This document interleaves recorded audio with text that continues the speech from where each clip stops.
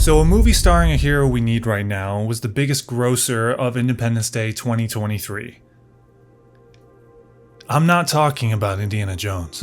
Sound of Freedom. Prior to going into the film, I was slightly skeptical because movies that are made by Christians, that are lower tier budgeted movies, they try to skid by on the fact that they have a positive message. So when going into a film like this, I think about the quality. I think about the execution. They already have a compelling story in their midst. So I had a neutral feeling about the quality that this movie would bring and the filmmakers would bring. I did not anticipate how emotional it would be, how great it would look. The cinematography is top tier. It reminded me, it looked like I was watching in some scenes like a Christopher Nolan film or a Denis Villeneuve movie, a little bit of Sicario. I mean, the film is A+ looking. It really is. The performances in this rose to a level I did not anticipate. I already knew that Jim Caviezel was great, but he's not the only one in the film. The two child actors are... It has been a long time since I've seen such good performances from child actors. Lucas Avila and Crystal Aparicio. They reached the greatness of Dakota Fanning and Haley Joel Osment. They're of that tier. I'm getting chills right now talking about this because it is so rare to get child actors that can pull off performances that this film needed. And they do. They exceed expectations. So much so, they need to be considered for awards. It's as simple as that. Like Academy Awards, of course. But the problem here with mainstream Hollywood is that because it's considered a faith-based movie, they won't consider that.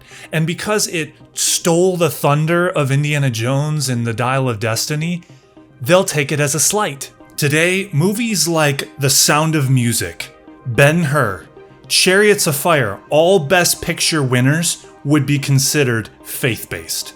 So back to Sound of Freedom, there's a supporting character played by Bill Camp, and he stands out in the film too. His monologue talks about how he had an incident where he slept with someone he didn't realize was significantly underage, and this prompts him to fight against child sex trafficking. Now, he could have in this scene played it a little over the top, and another actor who was quite good could have done that, where he's talking to him and he said, because of what happened, I put a gun to my head, and like try to bury it into his temple. But he didn't do it. He played it calm and subtle, but it was still powerful and dramatic. Talking about it gives me chills too, because he's really great in the film. I think Jim Caviezel, he cries a little bit too much in the film, but it's still convincing. It's just as a whole, when you experience the film in sequence, he's crying in this scene, he's crying in that scene. It's like, you could have pulled back a little bit on that. The film on its own and the subject matter and the scenes that play out with the kids is enough to get you emotional. It really is. The storyline that you get from this is very important for us to consider and pay attention to. Now, you can make a movie that has an important message, that is relevant and is apolitical. It doesn't have anything to do with liberal, conservative, anywhere in the middle. It is universal. This is something that we can all get on board with. The abolition of slavery that is prevalent in the US more than any other country. And it's not preachy. It's a film in the ranks of Schindler's List, Hotel Rwanda, and other films of that ilk. Blood Diamond even. It's giving you a true story that is, this is the thing, it is a compelling drama thriller. I wouldn't call it an action film. It is more of a drama than an action film, but it's compelling and it's engrossing. I found myself so involved in the story, more so than so many films that I see. The most recent film that hooked me the most when I was watching it was Top Gun Maverick. Obviously a different kind of film, but it is of that quality. Yeah, there are a couple of weak links in the film. Kurt Fuller is the actor who plays the one who is commanding the operations in charge of Jim Caviezel. He doesn't convey the commanding presence that the role needs. I mean, at one point he's yelling towards the camera and it looks like he's cross-eyed. I think the biggest weak link in the film is the wife of Tim Ballard. Her character is usually only taking a call with Tim and saying, go on, honey, go and do it. Go and save those children. And there's no character development with her at all. She's just the yes wife, right? I could have, you could have had a scene where she, something as simple as getting a little bit involved, where she's reacting to the horrors of this, where she hears a story from Jim Caviezel or sees some of his work maybe he brings home. He probably doesn't, Tim Ballard probably never did that in real life.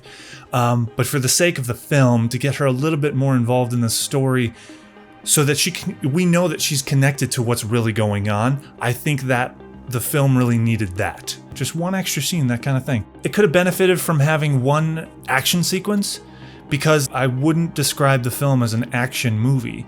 It is a drama thriller, and it does a damn good job at it. You're gonna get engrossed by this film. That's my quote right there. I tell everybody it's top tier, engrossing drama thriller. It puts to shame the attempts that Marvel wants to push of the importance of fictional characters when we need true figures to look up to. We are short in this culture of heroes we can look up to. Tim Ballard is a figure that is a true superhero. This man is doing the real thing. He's doing the real rescuing. He's the true hero. So in that way, it's also an inspiring film. But the fact is that the film outgrossed Indiana Jones on Independence Day, and that is significant. It is a holiday. People tend to do recreational things, and one of them is going to the movies. People spoke with their tickets, with their buying and purchasing, and they decided that this film, they wanted to check it out, and they wanted to uplift it, and rightfully so. It deserves its success. And on the topic of Tim Ballard, he founded Operation Underground Railroad. Donate to this organization, everyone, because history is determined by the ones who make it, and we are able to influence that. And helping Tim Ballard and others like him will change the world for the better. This is real shit. This is the real deal. This isn't I'm dropping a couple dollars in the offering. This is the real deal. And this movie is the real deal. Go and see this film in the theaters. Support it, because we need more films like this. Soon after I left the theater, I realized that, this film is primed for a sequel. I hope they get a bigger budget, which they deserve, so that they can build upon what they've already set up. I have no doubt that there are numerous stories that are primed for drama, action, etc. On the same day after I saw Sound of Freedom, I watched Count of Monte Cristo. The film is just as entertaining as it was 20 years ago. And not just entertaining, it has, again, principles and themes that are so important in life. We're reminded of the importance of forgiveness, that while facing an onslaught of despair, evil suppression, to not become complacent, to not let evil have its way, to strive for something better, for a better life. And that's what Sound of Freedom follows in the same vein. It is one of the best movies of 2023. See this film before you see me next time.